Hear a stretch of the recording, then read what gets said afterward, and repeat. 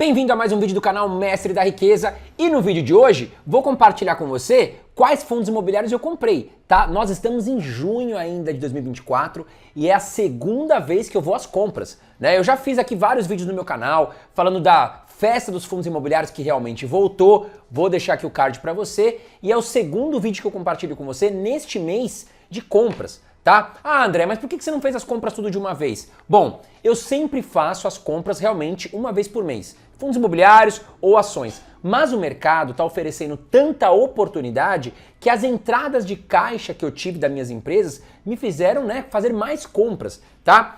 Bom, vai cair mais o mercado? Não sei. Mas neste momento, o mercado de fundos imobiliários está oferecendo grandes oportunidades. Tá? Eu vou contar um pouquinho do que está acontecendo. Vamos retomar aqui, o que está acontecendo. Taxa Selic que não caiu essa semana. O Banco Central não derrubou mais a taxa Selic. O que está acontecendo no mercado brasileiro e por que os fundos imobiliários estão aí como grande oportunidade, na minha opinião. Tá? Lembrando que eu não faço recomendação de investimento, eu só trago aqui a minha estratégia pessoal, estou compartilhando ela com você, inclusive as compras que eu fiz, tá? Mais uma vez eu venho aqui compartilhar com você, é algo especial, porque geralmente eu faço esse quadro uma vez por mês. Geralmente eu vou às compras uma vez por mês e agora em junho 2 vezes, tá? E eu vou te explicar tudo por que eu estou fazendo isso. Mas antes de mais nada, eu quero repassar com você o que está acontecendo na economia aqui no Brasil. Bom, recentemente tenho recebido mensagens de seguidores super preocupados. Poxa, André, os fundos imobiliários estão derretendo, estão caindo. E muitas vezes a gente vai lá olhar, o fundo imobiliário caiu 5%, 6%, alguns chegaram a cair 10% aí nas últimas semanas, tá? Bom, esse movimento está acontecendo por quê? A taxa de juros no Brasil, ela não caiu, ela permanece em alta. Nós estamos com uma taxa Selic hoje em 10,5%, tá? E os produtos de renda fixa acabaram o quê? Ficando atrativos aí para quem tem mais medo, para quem é mais conservador, tá? Sendo que a expectativa do mercado para 2024, quando a gente fechou ali 2023, era de queda de juros, não só aqui no Brasil, como nos Estados Unidos também. Isso não aconteceu. Por quê? A inflação está em alta, tanto nos Estados Unidos como aqui no Brasil. Então, essa pressão da inflação faz com que o Banco Central, tanto nos Estados Unidos como aqui no Brasil, não tenha coragem, de baixar essa taxa de juros. Lembrem aqui o que eu ensino vocês, tá certo? Taxa de juros em alta é para conter o quê? O avanço da inflação. Porque taxa de juros em alta, o que o mercado quer dizer? Fica mais caro para você captar empréstimo, tanto para nós, pessoas físicas, como para pessoas jurídicas, quem tem empresa, quer fazer um investimento, quer contratar um novo serviço, começa a esperar um pouco, porque os juros nos bancos estão mais caros. Quanto mais alta a taxa Selic, os juros para você pegar empréstimo fica mais caro. Então as empresas acabam freando um pouco as contratações, as pessoas também freiam um pouco mais o consumo, porque o juros está muito caro. Bom, dito isso, a tendência é que a inflação venha a cair nos próximos meses. É isso que o mercado está esperando, por isso que a nossa taxa Selic está em 10,5% ainda. A perspectiva do Banco Central no final de 2023 era de encerrar 2024 com uma taxa Selic em 9%. Isso já não deve acontecer. O mercado acredita que a gente chegue ali em 10,5%, 10,25%. Então os produtos de renda fixa, o que acontece? Muitos produtos de renda fixa começaram ali a pagar mais até. E aí muitas pessoas falaram, opa, enquanto o Brasil que está com uma bagunça política, o Haddad prometeu que ia trabalhar com uma meta fiscal, já entregou a toalha, já não vai mais trabalhar com essa meta, o mercado se vê aí meio em colapso, lá nos Estados Unidos os juros estão altos também, os gringos estão saindo do Brasil voltando para os Estados Unidos, o dólar está em alta, está tudo meio confuso. E aí o que acontece? Muitas pessoas falam, eu vou guardar meu dinheirinho na renda fixa, vou ficar tranquilão, ou vou até tirar dos fundos imobiliários e colocar na renda fixa, vou tirar das ações e colocar na renda fixa. Por isso que vocês estão vendo os fundos imobiliários caindo, as ações caindo, principalmente pela saída dos estrangeiros do Brasil, tá? Porque os juros americanos estão em alta, nós temos uma incerteza política e econômica aqui no Brasil, faz o gringo tirar o dinheiro dele aqui, os dólares, e levar lá de volta para os Estados Unidos, para a Europa, enfim. E por isso que o dólar, inclusive, disparou. A gente saiu aí de R$ 5,00 para R$ 5,40, passamos de R$ 5,40, chegando a R$ 5,45 agora em junho de 2024, tá? Esse é o movimento. O dólar indo embora fortalece o dólar. E também força a nossa bolsa para baixo, inclusive os fundos imobiliários. Só que para quem tem visão de longo prazo, se tornou o quê? Oportunidade. E é isso que eu estou fazendo, tá? Então eu estou enxergando o quê? Bons fundos imobiliários, com boa gestão, com bons ativos. Por que não comprar nesse momento? São bons ativos, são bons imóveis, pagam direitinho os aluguéis, são bons inquilinos. Eu vou esperar ficar caro para comprar? Não, eu tenho caixa, vou comprar agora. E quanto mais cair bons ativos, me deixa mais feliz e eu vou mais às compras. Por isso que agora em junho eu fiz 2 compras aí, né, de fundos imobiliários e venho aqui compartilhar com você. Mas olha essa notícia que eu trago aqui sobre a inflação. Inflação de maio sobe para 0,46% influenciada pelos alimentos.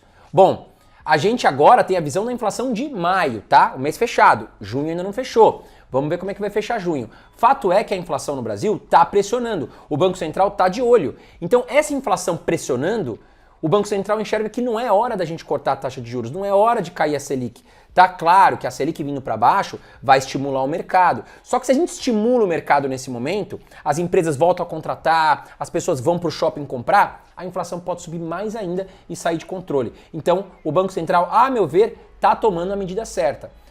Tá indo com calma. Inclusive lá nos Estados Unidos também eles estão indo com calma, tá? Olha essa outra notícia. Estrangeiro pula fora do Brasil, mesmo com segunda maior taxa real de juros global. Disparada do dólar deve acelerar a inflação no Brasil. Veja como se proteger. Então tá aí, né? Eu falei pra você, o gringo foi embora do Brasil pelas incertezas políticas, porque os juros também lá tá mais alto, então ele também se protege lá na renda fixa dele, tá? E aí o que acredito? Que quando lá nos Estados Unidos eles começarem a recuar essa taxa de juros porque a inflação deu uma cedida, digamos assim, a gente vai ter a volta dos gringos aqui no Brasil, o dólar pode recuar um pouco, tá? Não acredito que vai recuar muito, talvez a gente vai ver o dólar fechando o ano em R$ 5,20, né? Se realmente lá fora derrubar os juros, senão isso não vai acontecer, tá? Mas eu acredito que no final do ano o Banco Central americano pode derrubar um pouquinho os juros e aí a gente vai ver um pouco mais de fluxo estrangeiro vindo para o Brasil, porque eles vão, né, procurar novas oportunidades. E realmente a Bolsa Brasileira, nós temos ótimas empresas, tanto em ações como nos fundos imobiliários, nós temos ótimos gestores também, tá? E realmente nós temos várias ações e temos vários fundos imobiliários hoje que estão descontados. Então quando o gringo enxergar isso, quando os juros cair lá fora, ele vai vir para o mercado comprar. Tá? E aí é bobo quem esperar eles chegarem antes. A gente pode comprar antes deles nesse momento, é isso que eu tô fazendo. Bom, aqui nada mais acontece do que o seguinte, né? O gringo levou o dinheiro embora, o dólar aumentou. E por que pressiona a inflação o dólar alto? Porque nós temos muitos produtos de tecnologia, nós temos muitos alimentos que a gente importa e a gente paga em dólar. Então, com esse aumento no preço, o que acontece? Né? O agricultor que precisa de uma matéria-prima para, enfim, para fazer a sua produção, ou aquele, né, industrial que vai importar matéria-prima para revender, ele vai ter que aumentar o preço. Tá? Ele não pode diminuir muito a margem de lucro dele, porque senão ele pode ter problemas na empresa, ele vai repassar isso para o consumidor final e isso pressiona a inflação para cima, tá certo? E aí, o que eu falei, né? O estrangeiro pulou fora do Brasil pelas incertezas políticas, fiscais, né? Enfim, e aí a gente tem aí a inflação pressionando, não tem jeito. Agora olha essa outra notícia que eu trago muito importante, presta atenção. Após racha, Banco Central retoma unanimidade e mantém Selic em 10,5% ao ano, mesmo sob pressão de Lula. E o Lula declarou a seguinte questão. Lula diz que o sistema financeiro quer especular, por isso a Selic está em 10,5% sem nenhum critério. Bom, a minha opinião vocês sabem, né? Acho que o Lula está extremamente errado. Essa é a minha opinião e eu acredito que o Banco Central está correto na decisão. Tá? Nós estamos vendo os gringos indo embora, nós estamos vendo o dólar em disparada, meta fiscal aqui que não está sendo cumprida, então acredito que o governo deveria estar se preocupando, né, em trabalhar melhor a máquina pública, aprovar projetos para o bem aqui do Brasil e trazer mais segurança para o investidor estrangeiro querer vir aqui para o Brasil. Né? Não é derrubando a taxa Selic na canetada que a gente vai resolver os problemas, a gente pode piorar a situação aqui da inflação. E por que eu falei para você prestar atenção na decisão do Banco Central? O Banco Central ali ele tem vários conselheiros que tomam as decisões, tá? Não é uma pessoa só. E aí tem uma votação ali. Na reunião da vez passada, teve ali um racha. Alguns conselheiros pró-Lula e alguns conselheiros ainda da gestão Bolsonaro, né, ficaram ali meio divididos, né, em derrubar ou não derrubar a taxa Selic, ou derrubar em mais ainda. Tá? E agora não, todos apertaram a mão e falaram, vamos manter pela segurança do país. Tá? Então até mesmo os conselheiros, digamos assim, do Lula, também falaram para manter a taxa Selic, que não é a hora de baixar. Tá? Então, bom, quem sou eu para dizer que a decisão foi errada, né? Mas eu quero saber de você também. Comenta aqui embaixo comigo qual é a sua opinião. Às vezes você tem uma opinião diferente, mas comenta aqui e também, né, descreve aí a sua opinião, o porquê que você acha que está certo ou errado. Quem que está certo aí? O governo, o Lula, o Haddad ou o Banco Central nesse momento em manter a taxa de juros? Bom, vamos lá, mas agora vamos falar das minhas compras, tá? Eu voltei a fazer compras novamente. Alguns ativos, né, estão aí Claro, iguais, eu não vou trazer, não vou ficar inventando aqui compras que eu fiz não, só para fazer conteúdo diferente. Alguns fundos imobiliários são iguais aos que eu já comprei em junho e eu comprei mais deles porque eu acho que eles estão bem atrativos. Mas vamos falar aqui do primeiro, que é o RBRY11. Inclusive faz tempo que eu não compro esse fundo imobiliário porque ele estava caro. E agora, com a baixa aí nas últimas semanas, eu consegui comprar um pouquinho desse fundo imobiliário. Olha lá, o RBRY hoje negocia aproximadamente a R$ 97,50 a sua cota. Pagou nos últimos 12 meses 13,15% em dividendos, lembrando que os dividendos são isentos da cobrança de imposto de renda.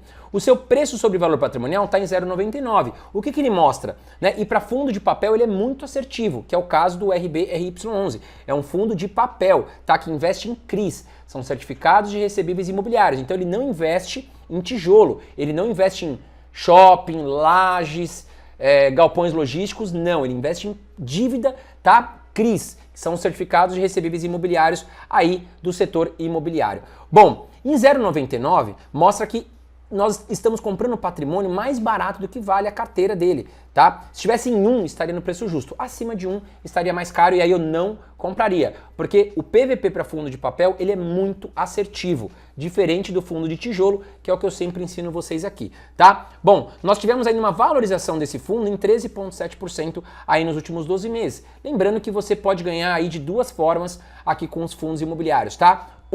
A variação da cota, que está aqui 13,7%, ou seja, se você tem uma cota de R$100, ela valorizou hoje para R$113, se você vender, você embolsa esse percentual, tá? Mas para quem investe em longo prazo como eu, gosta de focar na renda, e aí pagou nos últimos 12 meses 13,15% em dividendos, tá? Bom, seguindo aqui, vamos dar uma olhada nos dividendos pagos aqui nos últimos anos. Nos últimos 5 anos, pagou uma média de 13,38%, sendo que atualmente 13,15%, tá? Já chegou a pagar muito mais aqui em alguns períodos, mas uma média de 13,38% para nível Brasil é bem alta, tá? Acima, com certeza, aqui da média dos produtos de renda fixa nos últimos 5 anos. Bom, seguindo aqui, vamos falar do segundo fundo imobiliário, que também é de papel ainda, é o REC-R11, tá? Que hoje você consegue comprar uma cota aproximadamente por R$ 86. Pagou nos últimos 12 meses 11,47%, tá? E o seu PVP está em 0,92. Já expliquei o indicador PVP, qualquer coisa volta lá no primeiro fundo imobiliário.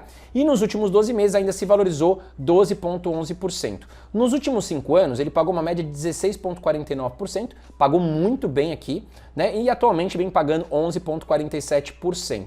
Bom, e agora nós vamos entrar nos fundos imobiliários de tijolo que eu investi, tá? E aí sim, são fundos imobiliários que investem, né, no caso, quando a gente fala tijolo, em galpões, em shopping center, em laje corporativa. A gente tem até fundo que investe até em cemitério, tá? Que eu não aconselho muito, mas a gente tem outras questões aqui. Quando fala tijolo, é imóvel físico, tá? Fundo de papel é atrelado aí a indexadores da renda fixa, como o CDI ou como também o IPCA+. Então, BTLG11, comprei porque eu acho que é um baita de um fundo imobiliário de logística, são galpões muito bem localizados, gerido pelo Banco Pactual, é um fundo imobiliário de logística que, olha, tá ali entre os melhores, tá?